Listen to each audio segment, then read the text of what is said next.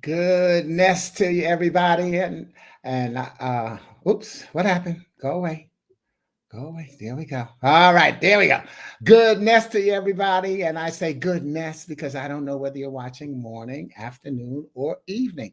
But isn't it great to put good in front of everything? That's what I like to do. I'm Sporty King, and welcome to Gift Friday. I created Gift Friday because so often we hear TGIF. Thank God it's Friday.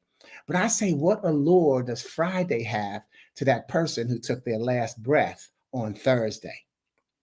Yet, so therefore, what I've learned through Psalm 92 and 2 is that it is good to proclaim your unfailing love in the morning, your faithfulness in the evening.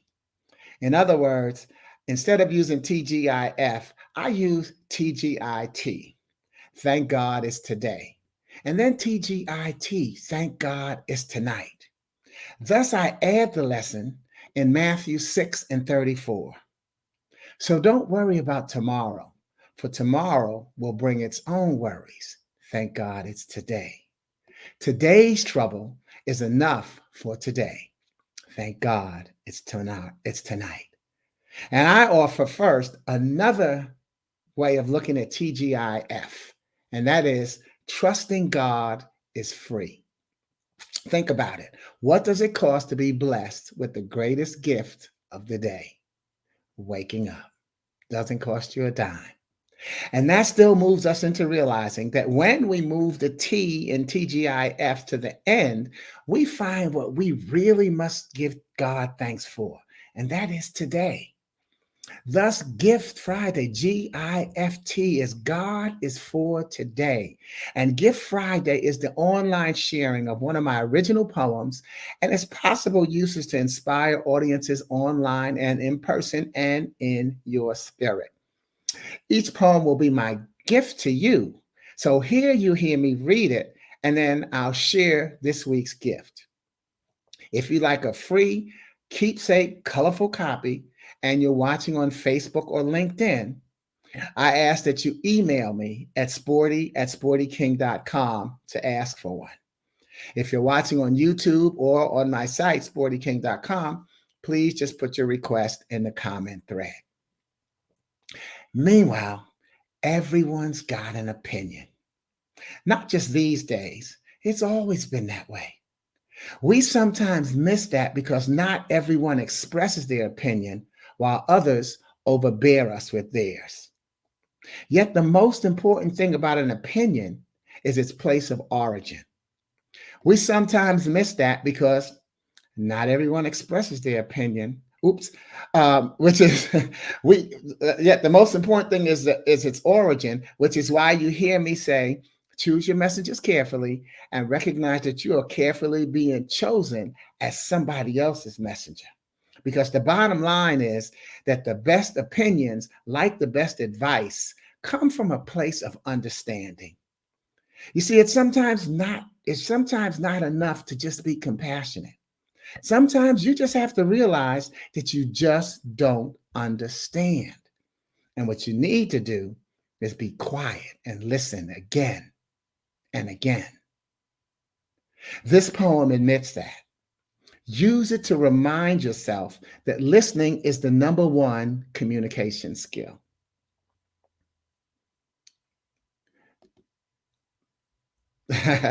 Okay? Use it to remind yourself that listening is the number one communication skill. And then I'll go back one and introduce the poem. It's from my book, I Found Out I'm Living, and it's called From My Limited Scope.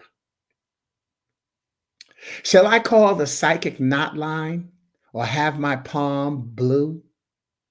Or would it be better if I do all I can to find out about myself based on what I hear from you?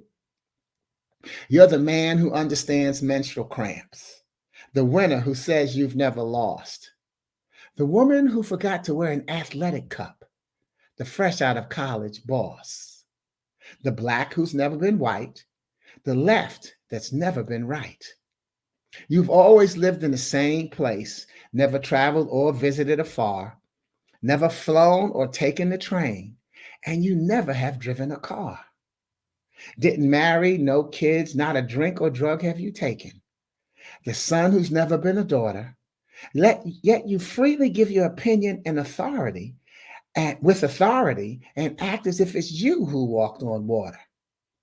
Now, from where I sit, I cannot answer every question. In fact, there are times where I'll add to what I've asked. For as similar as my experiences are, they're different. So understanding rather than answering becomes my task from my limited scope. I wrote that in 1999, and I want you to think about how much it still applies today.